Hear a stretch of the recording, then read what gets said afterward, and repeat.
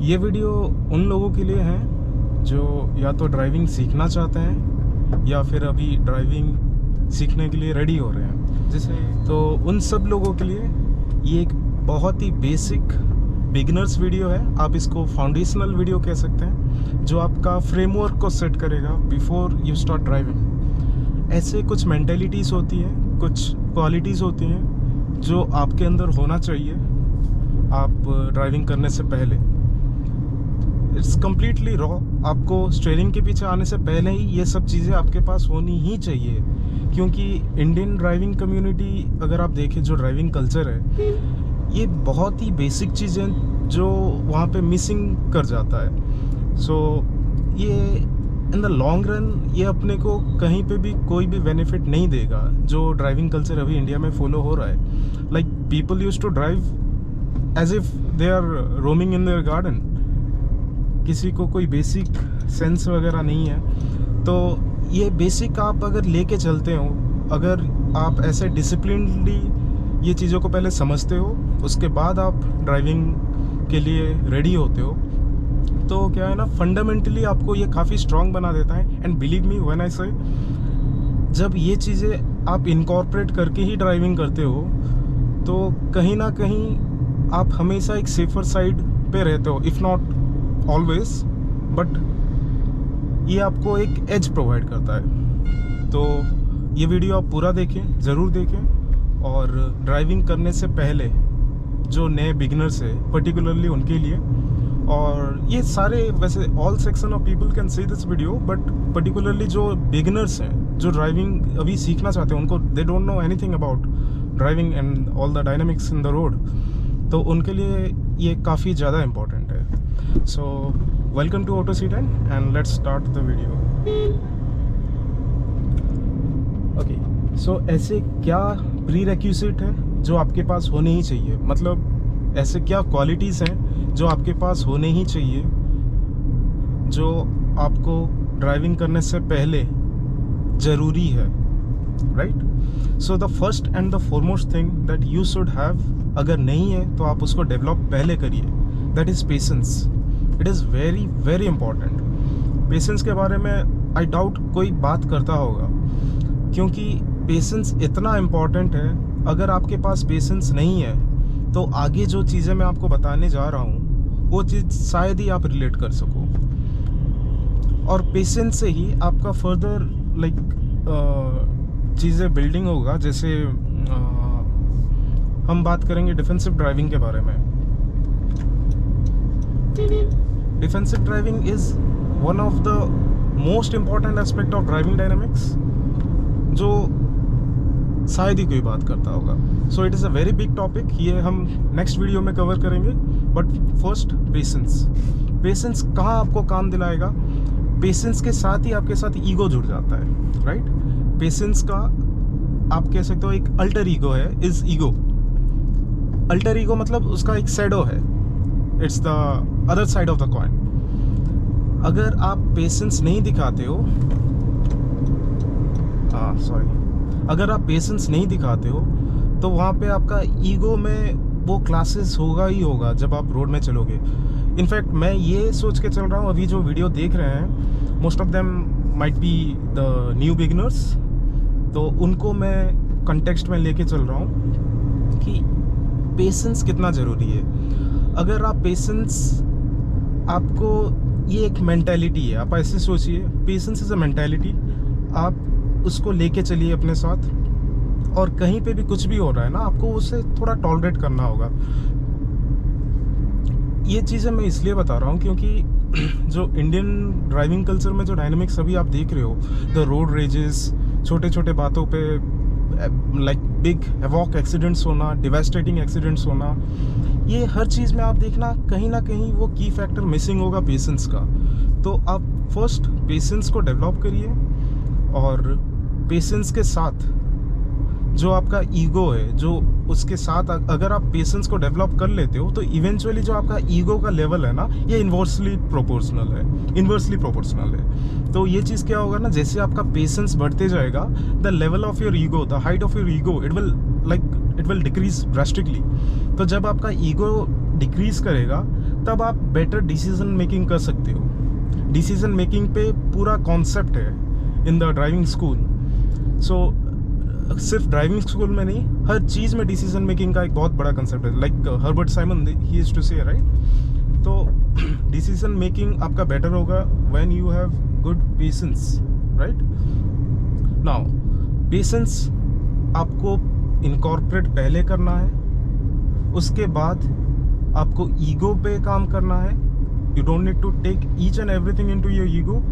दो मैं ये नहीं कह रहा कि ये कम्प्लीटली कंट्रोल हो जाएगा, लेकिन हाँ, इसमें इश्यूज हो सकते हैं। कुछ लेवल तक आप इसको कंट्रोल में करना सीखिए। And the next thing that you should have, late me overtake this, okay, now the next most important thing that you should have in your driving is actually responsibility.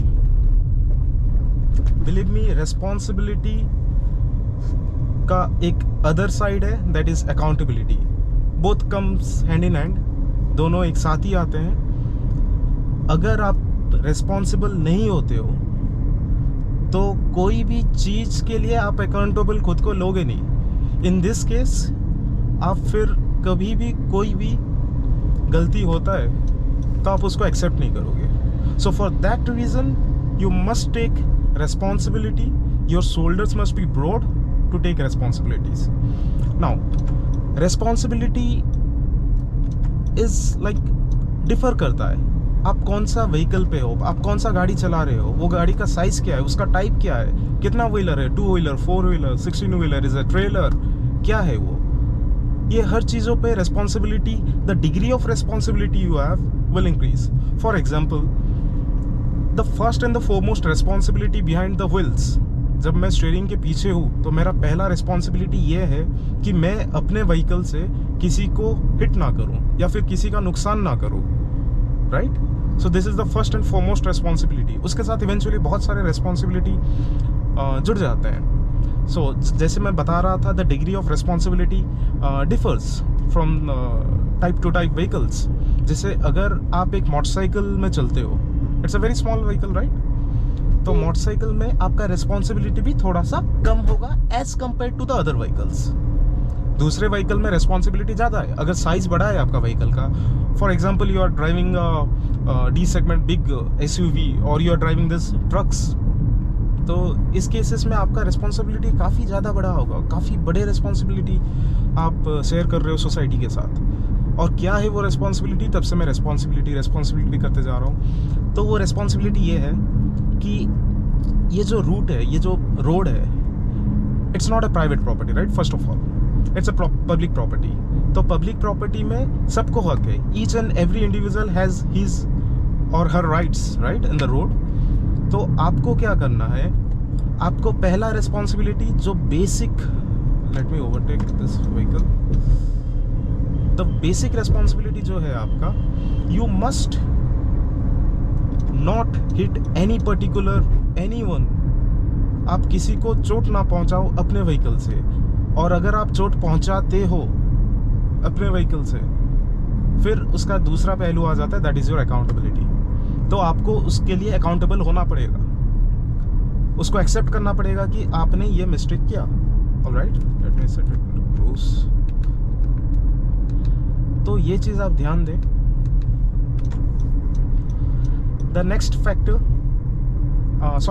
Responsibility के साथ size कैसे matter करता है। अगर आपका vehicle बड़ा size है, that means you can cause that much amount of havoc. उतना बड़ा डैमेज आप कर सकते हो सोसाइटी में अगर साइज उतना बड़ा है। एक छोटा सा अगर मोटरसाइकिल कहीं पे क्रैश होता है, it will cause damage, no doubt, लेकिन जो रेशियो होगा, जो प्रोपोर्शनैलिटी होगा, वो कंपैरेटिवली कम होगा जब आप एक ट्रक या फिर एक 4 व्हीलर से करते हो। एट द सेम टाइम, अगर आप एक छोटा सा व्हीकल चला रहे हो, like a hatch, let it be like Alto जैसा एक छोटा सा व्हीकल चला रहे हो, तो आपका रिस्पॉन्सिबिलिटी भी उस व्हीकल के साइज के हिसाब से है। तो अपने साइज के हिसाब से आपका रिस्पॉन्सिबिलिटी है, उसको आप ध्यान में रखें। इसका मतलब मैं एक्सप्रेस ये करना चाहता हूँ, if you are driving a big vehicle, for example आप सोच लीजिए आप एक लग्जरी व्हीकल चला रहे हो, राइट? कोई भी luxury vehicle, generally luxury vehicles are aspiring vehicles. ज़्यादातर लोग ये एस्पायर करते हैं कि हम ये व्हीकल कभी ना कभी ओन करें। तो जब आप उस किस्म के कोई व्हीकल चलाते हो तो आपका रिस्पॉन्सिबिलिटी उस ब्रांड के साथ भी जुड़ जाता है।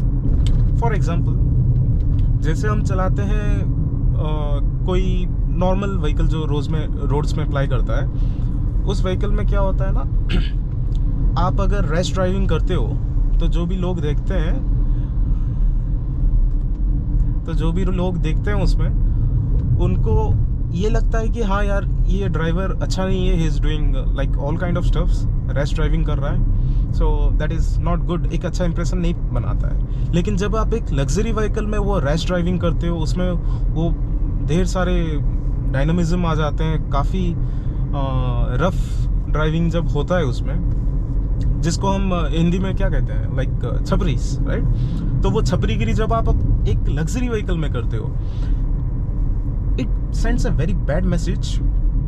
और ये बैड मैसेज कैसे इम्पैक्ट करता है ओवरऑल, एक like gradually in a period of time, क्योंकि वो जो लग्जरी व्हीकल है, it's not just only a vehicle, it is actually a benchmark to vehicles, right. सब एस्पायर करते हैं कि हाँ, like take for example Mercedes, सब एस्पायर करते हैं एक दिन हम मर्सिडीज ओन करेंगे। And when you see a Mercedes doing rash driving, all those kinds of squid behaviours, छपरीगिरी जब एक वो मर्सिडीज वाला करता है, it is not much acceptable, right. तो एक नेगेटिव इम्पैक्ट गिरता है, जिससे आपका ओवरऑल जो ड्राइविंग कल्चर है वो अफेक्ट होता है। सो फॉर दैट रीज़न, जब आप उस मर्सिडीज़ को चलाते हो या फिर आप उस लग्जरी व्हीकल को चलाते हो, let it be any luxury vehicle, तो आप खुद को एक्सप्रेस करते हो थ्रू दैट पर्टिकुलर व्हीकल। तो लोग आपको नहीं देख रहे, no one knows who is driving behind the wheels, किसी को नहीं पता कौन चला रहा है। Let me take a U turn.